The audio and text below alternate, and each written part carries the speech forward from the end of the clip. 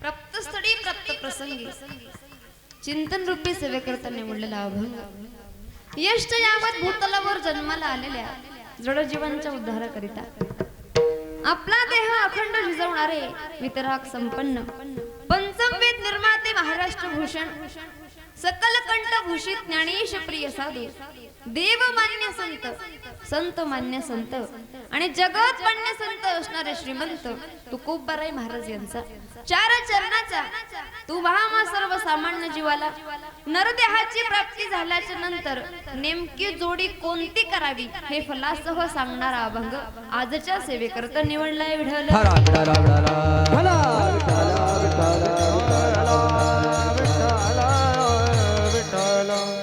अभंगामध्ये तुकोबाराय महाराज सांगतात बाबा रे ऐसी जोडी करा राम कंठे धरा कारण जेने चुके फेरा गर्भवास जो गर्भवास आहे त्याच्यातून मुक्तता आपल्याला प्राप्त झाली पाहिजे जगाचा मालक भेटला पाहिजे म्हणून काय करा ऐसी जोडी करा कारण नाशिवंताटी प्रिया पुत्र धन बीज ज्याचा क्षीणतेचे फळ. ज्या संसाराच्या आशेवर आपण थांबलो आहोत तर संसारामध्ये आपलं काही नाही आणि म्हणून तुम्ही काय करा जगाच्या मालकाचं चिंतन करा. ठीक आहे तुकोबाराय आम्ही देवाचं चिंतन करू कारण हा संसार नाशवंत आहे पण का हो यावर पर्याय आहे ना.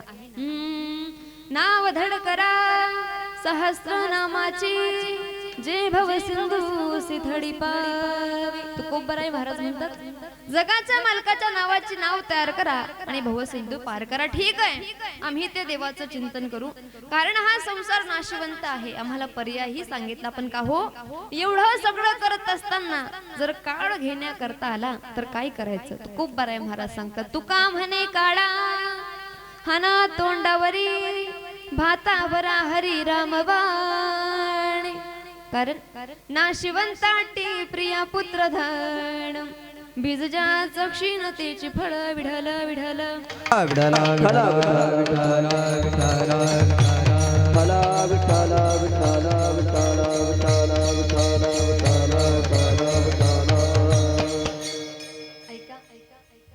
अभंगाचा सरळ भावार्थ तुमच्या समोर मांडण्याचा प्रयत्न केलेला आहे. ऐका.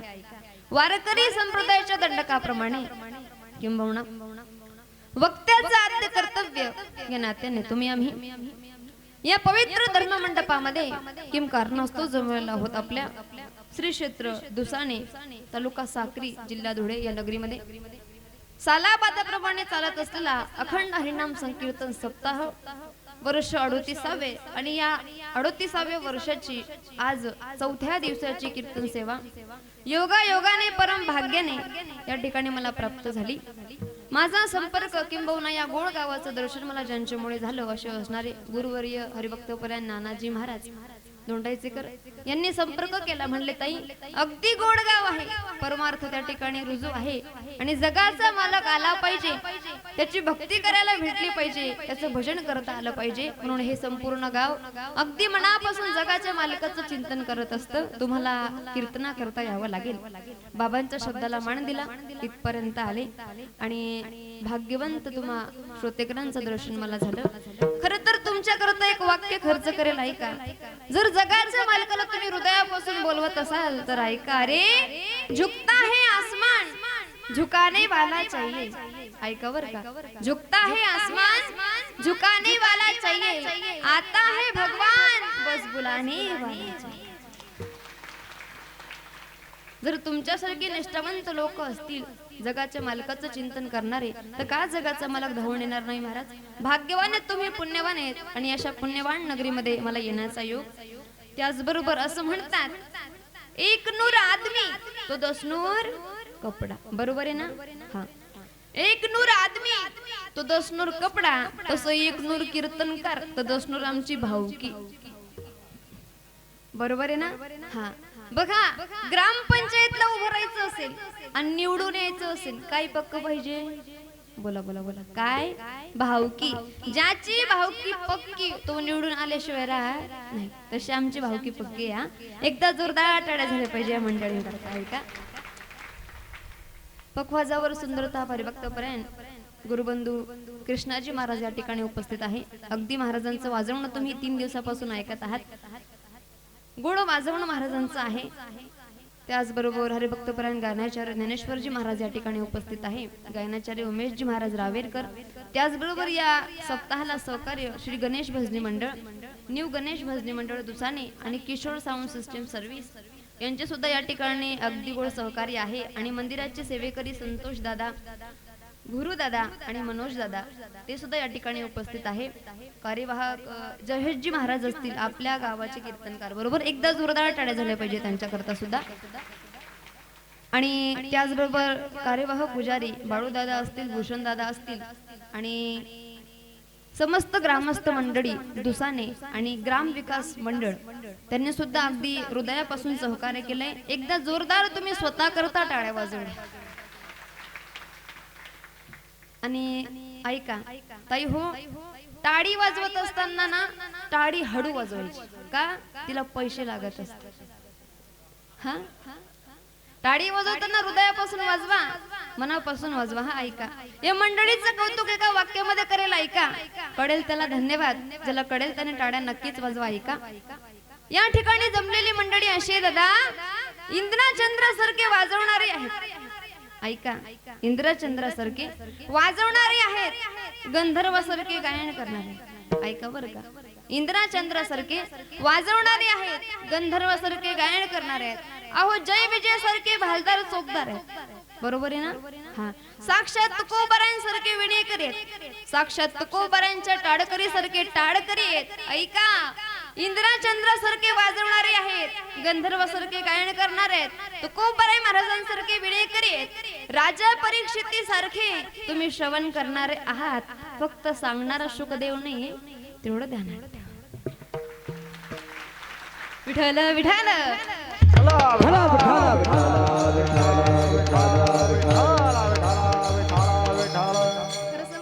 असे जे श्रोते भेटले ना, तर कीर्तन सकाळपर्यंत चाललं तरी काही प्रॉब्लेम। मला आल्याच्या नंतर ना महाराजांनी सांगितलं, म्हणले ताई गाव एवढं परमार्थिक आहे, पण प्रॉब्लेम असा आहे रेंज यायला वेळ लागतो।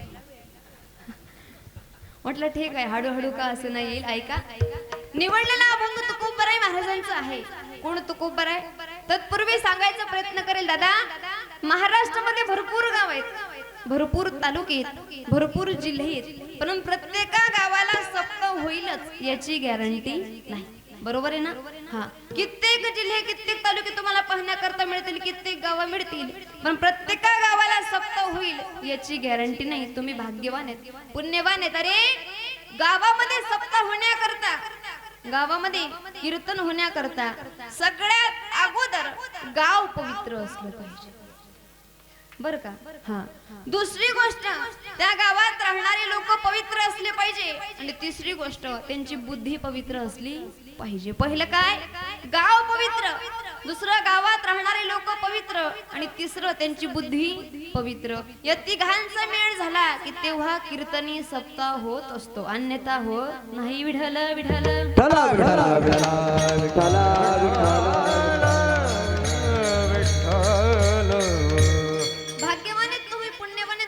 गाठोड काहीतरी जगाच्या मालकाकडून आणलंय, आणि म्हणून या ठिकाणी बसलेला आहात। ऐका, अरे जिंदगी में सपना तो हर कोई सजाता है, जिंदगी में सपना तो हर कोई सजाता है, लेकिन मेरा भगवान परमात्मा हर किसी का सपना पूरा नहीं करता मेरे दोस्त। उसी तरह इस धर्म मंडप में हर कोई आना चाहता है, लेकिन आता तो वही है जिसे मेरे भगवान भोलेनाथ बुलाते हैं। तुम्ही भाग्यवान आहेत, पुण्यवान आहेत, बहुत सुकृताची जोडी म्हणून विठ्ठली आवडी। काहीतरी सुकृत तुमचं जमाय जगाच्या मालकाकडे बघा ताई। माणसाच्या जीवनामध्ये साधी गोष्ट माणसाला प्राप्त झाली ना तरी माणूस भाग्य समजत असता। हा, एकाला विचारले, दादा तुम्हाला नोकरी कशी लागली हो? हा म्हणतो, ताई काय विचारता, माझ्यासारखा विद्यार्थी अख्ख्या तालुक्यामध्ये नाही, पण माझं काहीतरी भाग्य उजाडलं, नशीब फळास आलं की मला नोकरी लागली। ऐका, नोकरी लागली तरी भाग्य समजणारा माणूस आहे। एक व्यक्ती आहे, तो नाशिकला जातोय, जात असताना एका भारदस्त ट्रकने त्याला धडक दिली आणि धडक दिल्याच्या नंतर अगदी रक्त बंबाळतो झालेला ॲम्ब्युलन्स येते आणि ॲम्ब्युलन्स त्याला ॲम्ब्युलन्स मध्ये टाकलं जातं आणि हॉस्पिटल मध्ये नेल्याच्या नंतर गावातले 4-5 लोक त्याला भेटण्याकरता येतात. विचारतात, दादा तुला बरं आहे का आता? त्यावेळेस तू सांगता, हो दादा काय विचारता?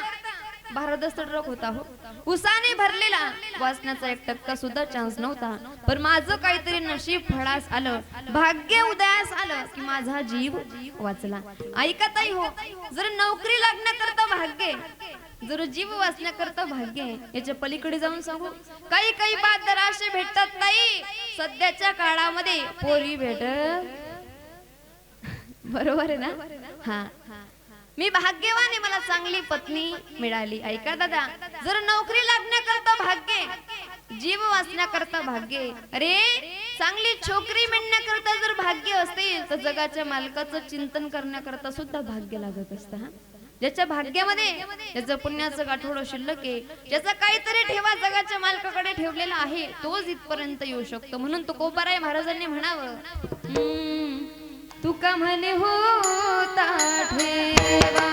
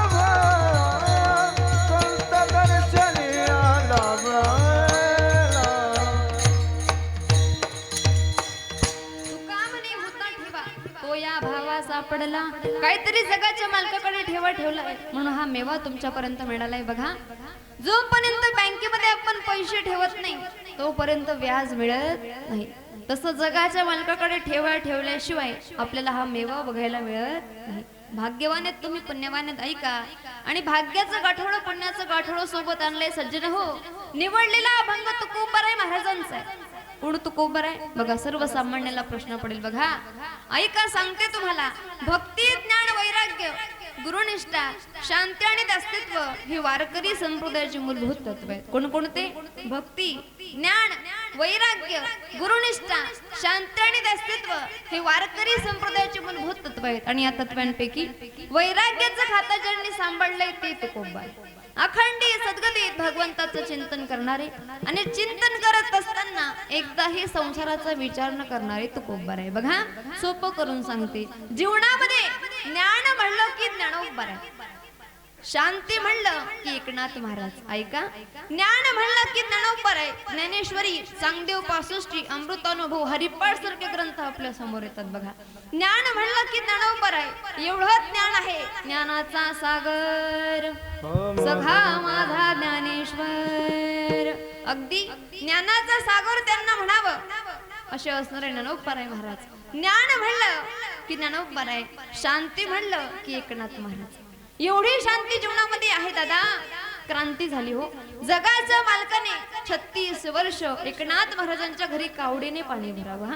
ऐका, ज्ञान म्हणलं की ज्ञानोबाराय, शांती म्हणलं की नाथ बाबा, भक्ती म्हणलं की नामदेवराय महाराज. एवढी भक्ती जीवनामध्ये होती नामदेवराय महाराजांची. फिरविले राऊळ जगामध्ये ख्याती, नामदेवा हाती दूध प्याला. आणि त्यांचा जो महिमा आहे तो सामान्य नाही. हा नोहे हा सामान्य महिमा संसार.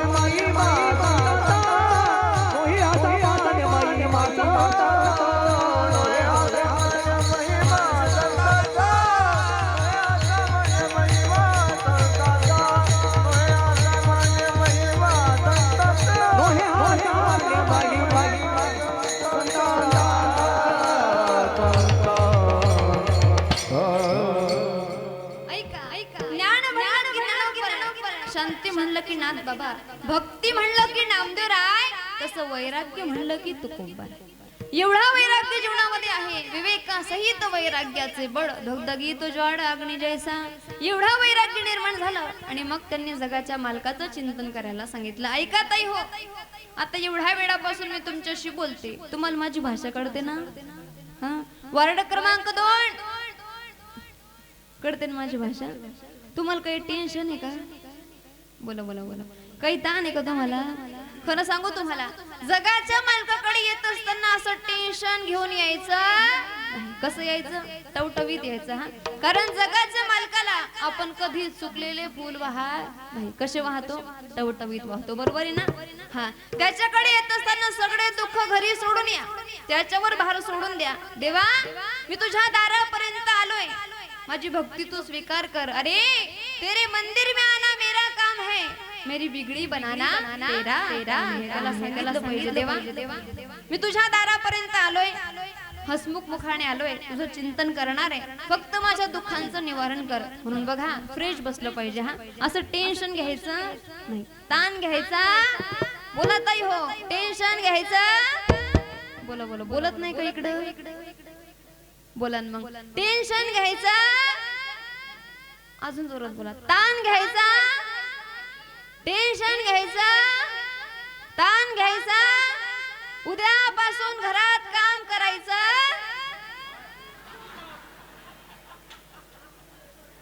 खुशाल नाही म्हणताय तुम्ही? हा, असं कसं चालेल?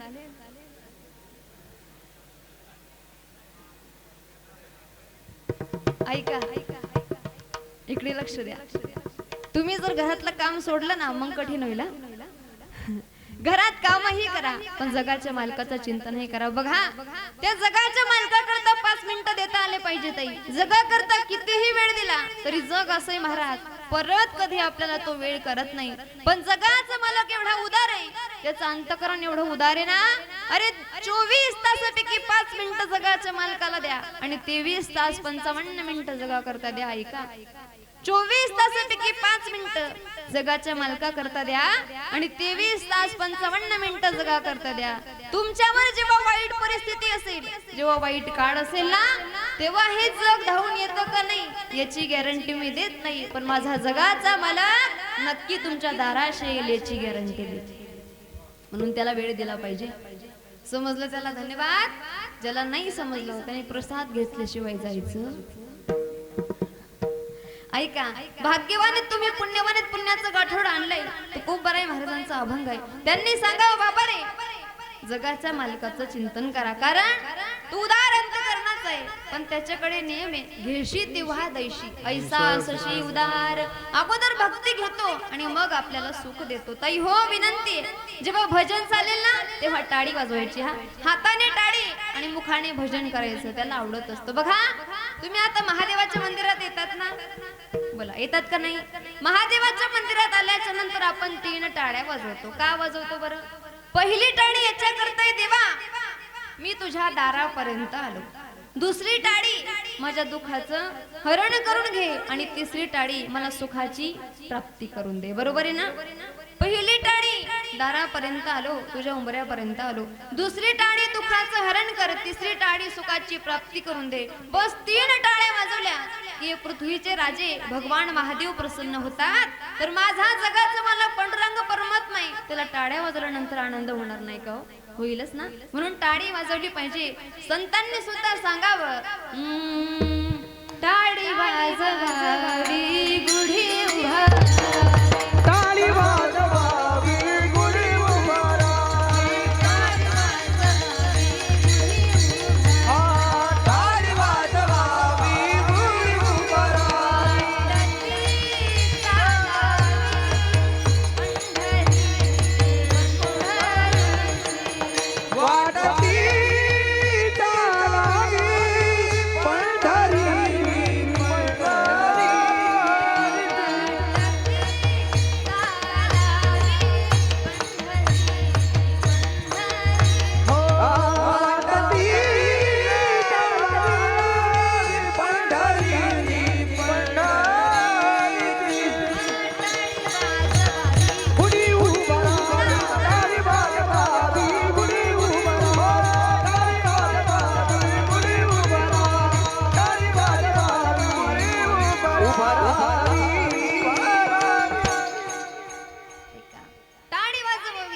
गुढी उभारावी, वाटती चालावी पंढरीची. टाळी वाजवली पाहिजे, जगाच्या मालकाचं चिंतन केलं पाहिजे. ऐका, तुकोबाराय महाराज सांगतात बाबा रे, त्या जगाच्या मालकाचं चिंतन करा. ऐकतही हो. आता जगामध्ये सांगणाऱ्यांचा विचार केला तर जगात ऐकणारे कमी पडतील एवढे सांगणारे. बरोबर आहे ना? ऐकणारे लोक कमी पडतील एवढे सांगणारे आहेत.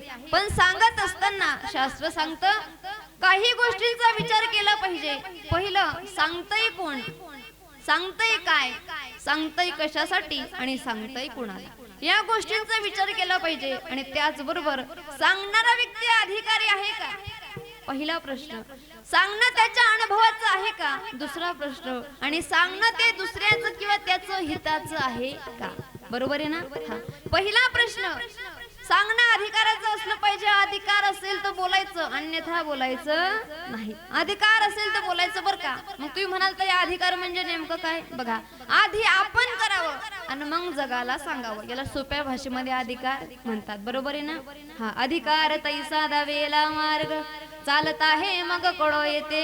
जोपर्यंत अधिकार नाही तोपर्यंत बोलायचं नाही. ऐका दादा हो, ज्याच्या गळ्यामध्ये पवित्र तुळशीमाळ नाही त्यांनी ह्या टाळकरींना बोलायचं का हो. बोला बोला. हा, ज्याच्या गळ्यामध्ये तुळशीमाळ नाही, ज्याने कधी दाराशी कीर्तन ठेवलं नाही, त्यांनी नियोजन करताना बोलायचं का. बोला बोला बोला. नाही. ज्याने त्याने आपलं टेस्टर घरीच चेक करून पाहिजे. बरोबर आहे ना?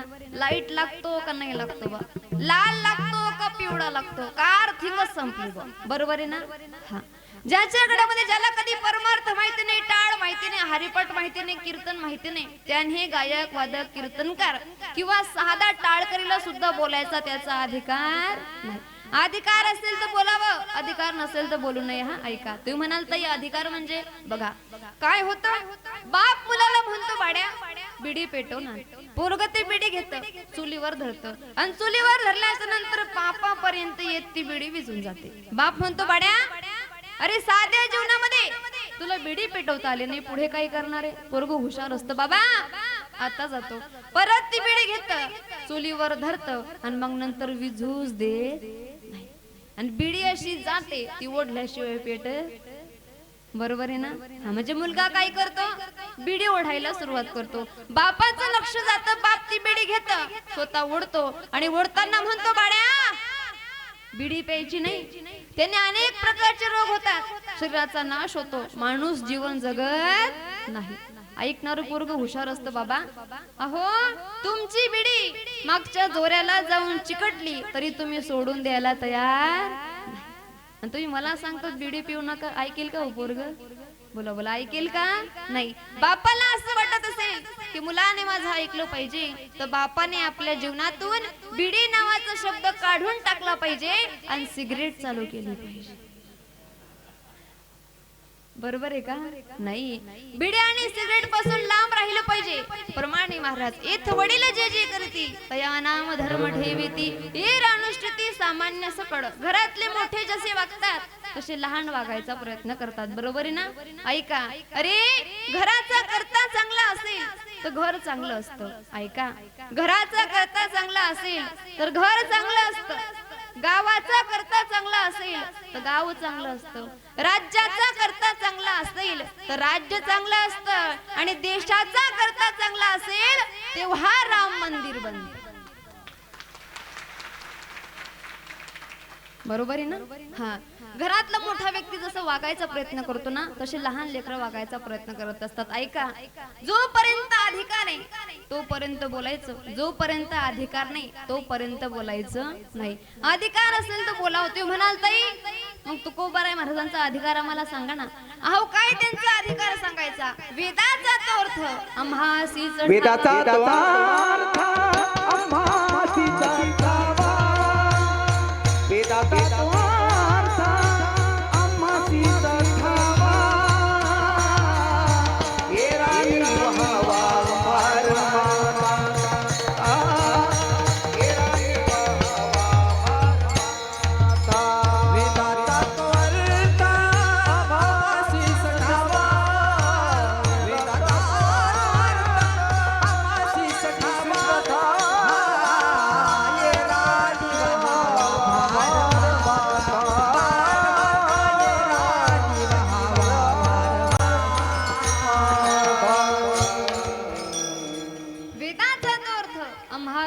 घ्यावा हिरांनी भावा भारमाथा तुकोबाराय महाराज संकट वेदाचा अर्थ आम्हाला विचारा इतरांनी ओझवायचं काम करा एवढे अधिकार संपन्न तुकोबाराय महाराज संकट बाबा रे जगाच्या मालकाचं चिंतन करा ऐका सजन हो पहिला प्रश्न सुटला सांगणारा व्यक्ती अधिकारी असला पाहिजे दुसरा प्रश्न सांगणं त्याच्या अनुभवाचं असलं पाहिजे जोपर्यंत अनुभव नाही तोपर्यंत बोलायचं नाही तुम्ही म्हणाल ताई अनुभव कसा ऐका ताई हो किती अभंग पाठ आहे याला महत्व आहे का किती अभंगाचा अर्थ कळतो याला महत्व आहे बोला बोला बोला बोला किती अभंग पाठ आहे याला महत्व आहे का किती अभंगाचा अर्थ कळतो किंवा किती अनुभवामध्ये आले याला महत्व आहे किती अनुभवामध्ये आले बरोबर आहे ना तुम्ही बोलत चला हा हा घरी नवऱ्याला जेवढ्या जोरात बोलता तेवढ्या जोरात तो बोला ताई घरी त्यांचा आवाज तर एका मिनिटामध्ये बंद करते पण इथं कशी बोलू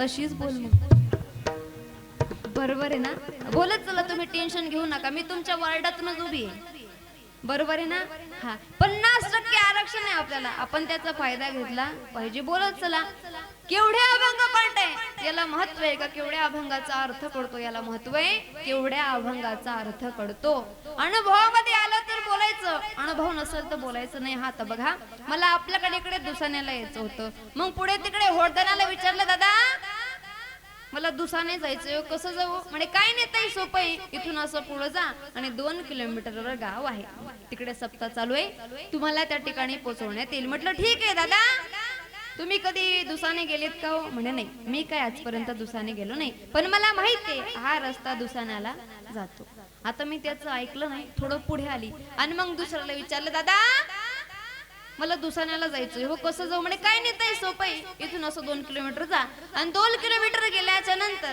तुम्हाला गाव लागेल म्हटलं दादा रस्ता कसा आहे म्हणे चांगला आहे म्हटलं थोडाफार खराब आहे म्हणे म्हटलं तुम्ही कधी गेले का दुसाण्याला अहो काय विचारता ताई माझी सासरवाडी म्हणे तिथे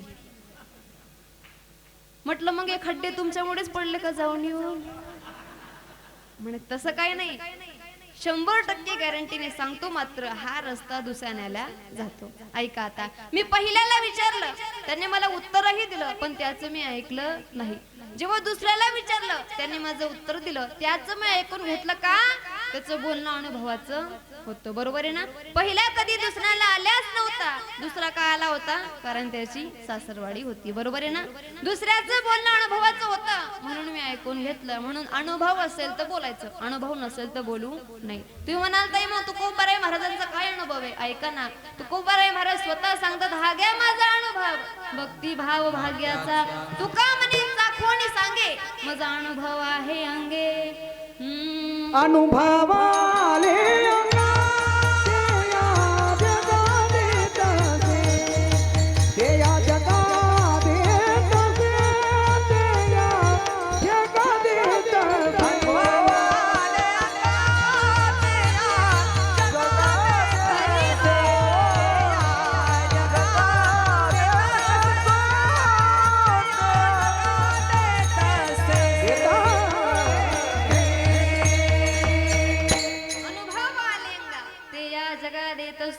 जोपर्यंत अनुभव नाही तोपर्यंत बोलायचं नाही तुकोबाराय महाराजांचा अनुभव होता म्हणून त्यांनी सांगितलं बाबा रे जगाच्या मालकाचं चिंतन करा ऐका ताई हो संतांचा अवतार आपल्या करताय त्यांनी आपल्या करता अवतार घ्यावा आणि जगाला योग्य मार्ग दाखवावा कारण हे जे जग आहे ते आडाराने भटकलेलं आहे आणि योग्य मार्ग दाखवण्याकरता संतांचा अवतार अरे आग लगी आसमान में झरझर गिरी अंगार आग लगी आसमान में झरझर गिरे अंगार संत न होते दुनिया में जल जाता संसार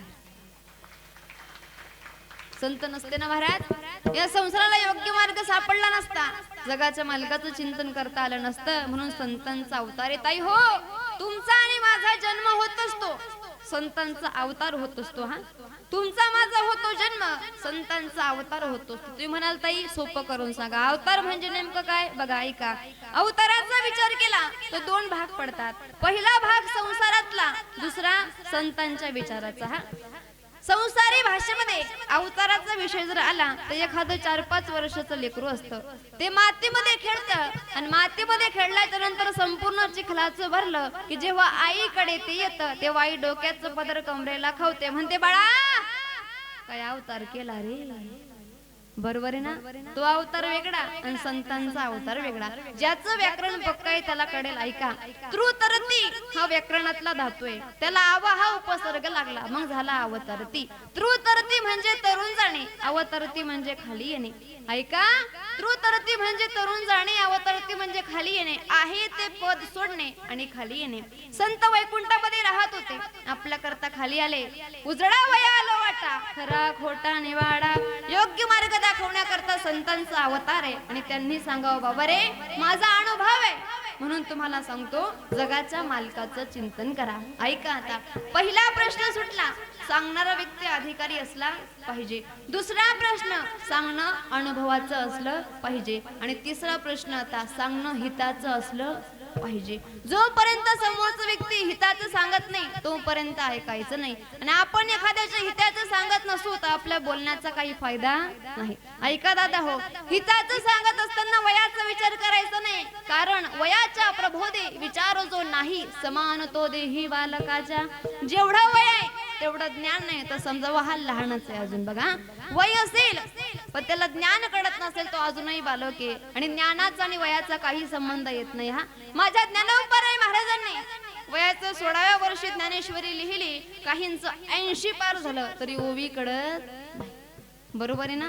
हा, वयाचा ज्ञानाचा काही संबंध नाही. आता आपल्याकडे एवढा भव्य दिव्य सप्ताह होतो आणि सप्ताह होत असताना गावातल्या काहीतरी तरुण बांधवांनी यावं आणि ज्यांनी नियोजन केलंय त्यांना सांगावं, दादा एवढा सुंदर आपण सप्ताह करतो, पण आमची एक विनंती आहे की शेवटच्या दिवशी आपल्या तालुक्यामध्ये, आपल्या जिल्ह्यामध्ये जेवढे वीर जवान शहीद झालेत का त्यांच्या आई वडिलांचा सत्कार आपण शेवटच्या दिवशी ठेवू. किती चांगलं आहे हो, चांगलं आहे ना.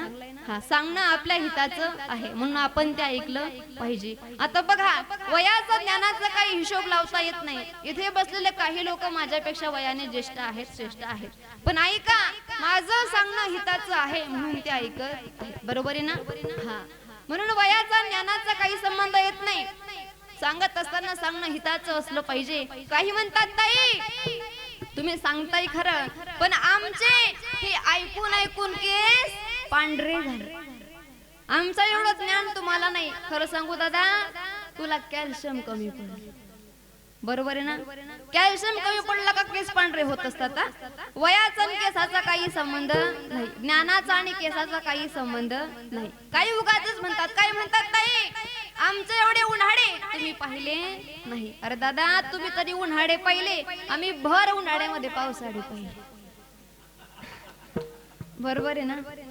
हा, एवढे आहेत का तुम्ही फॉरवर्ड? अजिबात नाही दादा. बघा, ज्ञानाचा वयाचा काही संबंध नाही. काहींना लवकर ज्ञान प्राप्त होतं, काहींना प्राप्त होत नाही. पण ऐका, सांगणं जर हिताचं असेल तर माणसाने ऐकलं पाहिजे. आई जर मुलीला हिताचं सांगत असेल तर मुलीने ऐकलं पाहिजे. बाप जर आपल्या मुलाला हिताचं सांगत असेल तर मुलाने ऐकलं पाहिजे. बहीण जर भावाला हिताचं सांगत असेल ना तर भावाने ऐकलं पाहिजे. दादा, आपली पत्नी आहे ना, पत्नी, ती पत्नी जर पतीला हिताचं सांगत असेल तर पतीने ऐकलं पाहिजे. बरोबर आहे ना. आपली पत्नी सुद्धा हिताचं सांगते महाराज. कधी? रात्रीचे 12 वाजले, 12 वाजल्याच्या नंतर दोघीच्या दोघी एका खोलीमध्ये गेले आणि खोलीमध्ये गेल्याच्या नंतर ही डोक्याचं पदर कमरेला घेते आणि असा लांब हात करून सांगते का, हो तुमच्या भावाकडे बघावं, त्याचे इस्त्रीचे काठ मुडत नाही, आणि तुमच्याकडे बघावं तर तुमचं मुड नेहमी शेतामध्येच गाडलेलं राहत. किती बी राबले तरी हिशे दोनच होणार आहे. कितीही कष्ट केलं तरी गुंठाबळ सुद्धा वाढून मिळणार नाही. माझं वेळेचं गेलं आयुष्य सांगून सांगून मी म्हणते, आता लेकरांकडे बघा आणि वेगळं सांगितलं तरी खुल्ल्या बघा. काही म्हणतील याच त्यांना आता 4-5 वर्ष आणावा, म्हणजे तेव्हा तरी यांचे फ्यूज लागतील बा. बरोबर आहे का दादा? असं जर पत्नी सांगत असेल ना, अजिबात ऐकायचं नाही. पण पत्नी सांगत असेल का, हो तुम्ही दारू पिता, ही दारू पिऊ नका, दारूमुळे अनेक प्रकारचे नाश होतात, शरीर तुम्हाला साथ देत नाही. आपल्या लेकरांचं शिक्षण थांबलं या दारूमुळे. दारूमुळे आपली मुलगी चांगल्या ठिकाणी दिली गेली नाही. या दारूमुळे सप्ताच्या प्रांगणापर्यंत तुम्हाला कोणी येऊ देत नाही. या दारूमुळे गावामध्ये तुम्हाला मान नाही. हो, बाहेर पाहुणे रावण्यामध्ये तुम्हाला मान नाही. विनंती आहे माझी, दारू पिऊ नका, संसार उद्ध्वस्त करी दारू, बाटली स्पर्श नका करू. असं जर पत्नी सांगत असेल, आपण ते ऐकलं पाहिजे. महाराज खरं सांगू, दारू गांजा मत पियो यारो, अक्कल गुम हो जाती है, अपने पल्लू का दाम खर्च कर मुंह में मिट्टी आती है. दारू प्यायला नको महाराज. ही दारू अशी वस्तू आहे महाराज, अरे पैसा नाही म्हणून शिक्षण सोडणारे लोक सापडतील तुम्हाला. पैसा नाही म्हणून शिक्षण सोडणारे लोक सापडतील, पण पैसा नाही म्हणून या जगामध्ये दारू सोडणारे लोक नाहीत दादा. तू थांब गऱ्या दारूवाल्या, तू थांब गऱ्या दारूवाल्या, ऐक जरा रे, सोड गड्या रे दारू, सोड गड्या रे, सोड गड्या रे दारू, सोड गड्या रे, सोड गड्या रे दारू, सोड गड्या रे, सोड गड्या रे दारू, सोड गड्या. हो कशी नाही जनाची मनाची लाज तुला रे, सोड गड्या रे दारू, सोड गड्या रे, सोड गड्या रे दारू, सोड गड्या रे, सोड गड्या रे दारू, सोड गड्या रे. ही दारू अशी वस्तू आहे महाराज, ही संसार उद्ध्वस्त करत असते. म्हणून विनंती आहे, दारूला बाजूला करा, ब्रह्मरस घ्या. तुम्हाला जर नशाच करायचंय ना, तर जगाच्या मालकाच्या नावाचा करा. अरे जाम पे जाम क्या पीते हो, आधी रात में उतर जाएगी. ऐका, जाम पे जाम क्या पीते हो, आधी रात में उतर जाएगी, प्याला पियो हरि नाम का, जिंदगी सुधर जाएगी.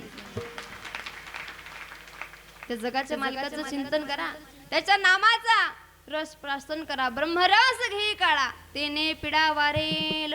पण आपण ब्रह्मरस घेत नाही महाराज, आपण काय घेतो? सोमरस. बरोबर आहे ना? सोमरस म्हणजे दारू. विनंती, तुम्हाला दारू पिऊ नका असं जर पत्नी सांगत असेल तर पतीने ऐकलं पाहिजे. बघा, पहिला प्रश्न, सांगणारा व्यक्ती अधिकारी असला पाहिजे. दुसरा प्रश्न, सांगणं अनुभवाचं असलं पाहिजे. आणि तिसरा प्रश्न, सांगणं हिताचं असलं पाहिजे. तुकोबाराय महाराज हिताचं सांगतात. काय? हित ते करावे, देवाचे चिंतन करून या मन शुद्ध व्हावे. जोपर्यंत मनामध्ये अंतःकरणामध्ये त्याच्याविषयी जागरूकता होत नाही, तोपर्यंत त्याचं चिंतन करा. ठीक आहे तुकोबाराय, आम्ही त्याचं चिंतन करू. मग अजून तुकोबाराय महाराज सांगतात, चिंतन करायला सुरुवात केली ना, मग काय करा? अभंगाच्या ऐसी जोडी करा राम कंठी धरा, ऐसी जोडी करा राम कंठी धरा, हो हो हो, ऐसी जोडी करा राम कंठी धरा, ऐसी जोडी करा राम कंठी धरा, ऐशी जोडी करा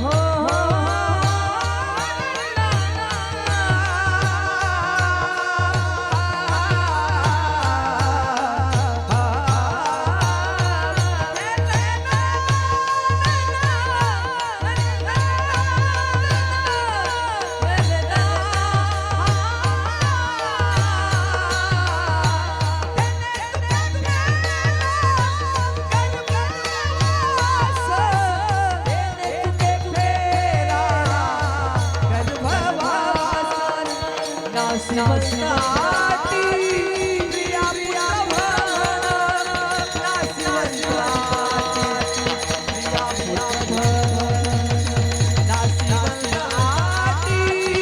प्रिया प्रिया भवन नाशिवंताची प्रिया पुत्र नाशिवंताची प्रिया पुत्र नाशिवंताची प्रिया पुत्र नाशिवंताची प्रिया पुत्र नाशिवंताची प्रिया पुत्र ऐसी जोडी करा रामकंठ घरा. एकदा जोरदार टाळे झाले पाहिजे यांच्याकरता. वाजवा जोरदार टाळ्या.